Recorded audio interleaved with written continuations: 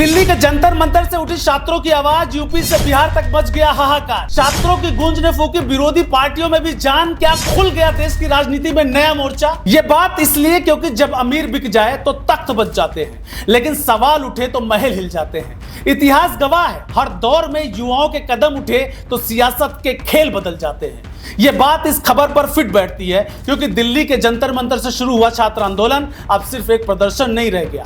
Paper leak, भर्ती परीक्षाओं में गड़बड़ी और शिक्षा व्यवस्था को लेकर उठी आवाज अब देश की राजनीति का बड़ा मुद्दा बनती दिखाई दे रही है। शुरुआत छात्रों ने की, लेकिन अब इस आंदोलन में बड़े राजनीतिक दल भी खुलकर उतर चुके हैं। संसद से लेकर प्रधानमंत्री आवास तक विरोध प्रदर्शन हो चुके हैं। दिल्ली की सड़कों पर जो तस्वीरें दिखी, उनकी गूंज अब उत्तर प्रदेश और बिहार तक सुनाई दे रही है। यही वजह है कि हर किसी की नजर सिर्फ प्रदर्शन पर नहीं बल्कि उसके राजनीतिक असर पर भी टिकी हुई है। सवाल उठ रहा है कि क्या यह आंदोलन आने वाले समय में देश की राजनीति का सबसे बड़ा मुद्दा बन सकता है या फिर सरकार और विपक्ष के बीच सियासी टकराव का नया मैदान बनने जा रहा है। चलिए वीडियो में पूरे डिटेल के साथ आपको पूरी कहानी समझाते हैं।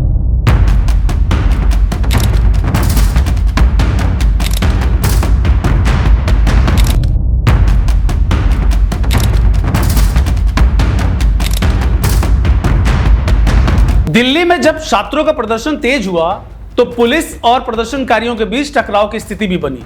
इसके बाद विपक्ष ने इस मुद्दे को पूरी ताकत से उठाया।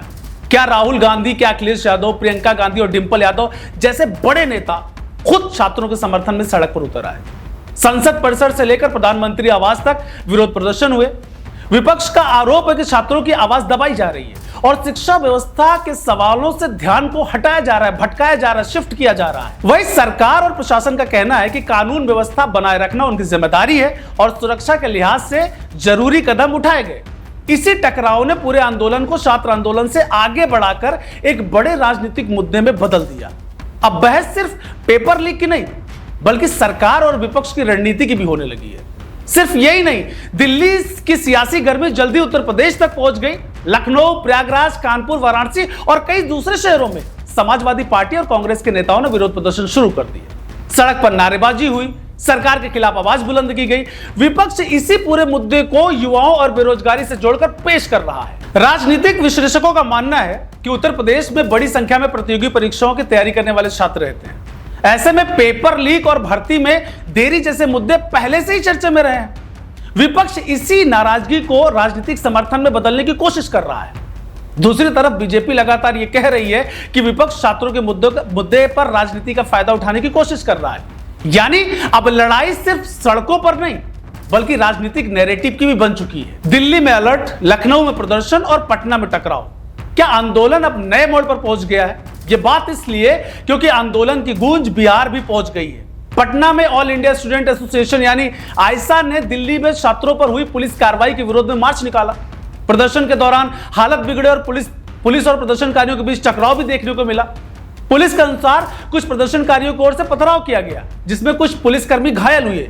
इसके बाद पुलिस ने भीड़ को नियंत्रित करने के लिए लाठीचार्ज किया, आंसू गैस के गोले छोड़े, वाटर कैनन का इस्तेमाल किया। दूसरी ओर प्रदर्शनकारी पुलिस पर बल प्रयोग का आरोप लगा रहे हैं। इस घटना के बाद पटना की तस्वीरों ने पूरे आंदोलन को नई दिशा दे दी।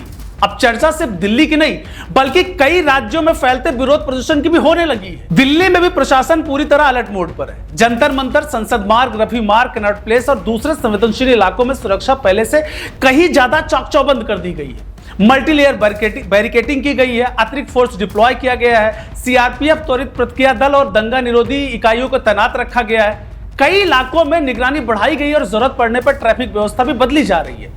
यानी प्रशासन किसी भी नई स्थिति से निपटने के लिए पूरी तरह तैयारी में दिखाई दे रहा है। दूसरी तरफ प्रदर्शनकारी संगठन भी पीछे हटने के मूड में नजर नहीं आ रहे। उनका कहना है कि जब तक उनकी मांगों पर ठोस कार्रवाई नहीं होती तब तक आंदोलन जारी रहेगा। अब सवाल है कि क्या छात्र आंदोलन चुनावी मुद्दा बनेगा या फिर जल्द इसकी रफ्तार थम जाएगी, क्योंकि दिल्ली और लखनऊ में भी हालात पूरी तरह से बिगड़ चुके हैं। उपलब्ध जानकारी के मुताबिक दिल्ली और लखनऊ में विरोध प्रदर्शन जरूर हुए हैं। सुरक्षा व्यवस्था काफी कड़ी की गई है, लेकिन वहां प्रशासन लगातार स्थिति पर नजर बनाए हुए है। वहीं पटना में प्रदर्शन के दौरान पुलिस और प्रदर्शनकारियों के बीच सीधा टकराव देखने को मिला। इसलिए तीनों जगहों पर प्रदर्शनकारी अलग अलग हैं, परिस्थितियां भी अलग अलग हैं, लेकिन इतना जरूर साफ हो गया है कि आंदोलन का दायरा लगातार बढ़ता जा रहा है। यही वजह है कि अब पूरे देश की नजर इस बात पर है कि आने वाले दिनों में क्या दूसरे राज्यों में भी इसी तरह के प्रदर्शन देखने को मिलेंगे। राजनीतिक विशेषज्ञों का मानना है कि विपक्ष इस मुद्दे को, आंदोलन को युवाओं और शिक्षा और रोजगार का बड़ा चुनावी मुद्दा बनाने की कोशिश करेगा। वहीं सरकार कानून व्यवस्था बनाए रखने और अपनी कार्रवाई को सही ठहराने में जुटी दिखाई दे रही है। आने वाले दिनों में संसद के भीतर और बाहर इस मुद्दे पर सियासी टकराव और तेज हो सकता है। फिलहाल इतना साफ है कि दिल्ली के जंतर मंतर से शुरू हुई आवाज अब उत्तर प्रदेश और बिहार तक पहुंच चुकी है। आंदोलन का दायरा बढ़ चुका है, राजनीति गर्मा रही है और हर किसी की नजर अगले कदम पर टिकी है। अब देखना होगा कि आंदोलन सिर्फ विरोध तक सीमित रहता है या आने वाले दिनों में देश की राजनीति और चुनावी समीकरणों पर भी इसका असर पड़ता दिखाई देगा। देश दुनिया की हर बड़ी, सटीक और भरोसेमंद खबर देखने के लिए अभी विजिट करें हमारे वेबसाइट nowuttarpradesh.com और nownoida.com पर, क्योंकि यहां आपको सिर्फ सुर्खियां नहीं बल्कि पूरी जानकारी मिलेगी।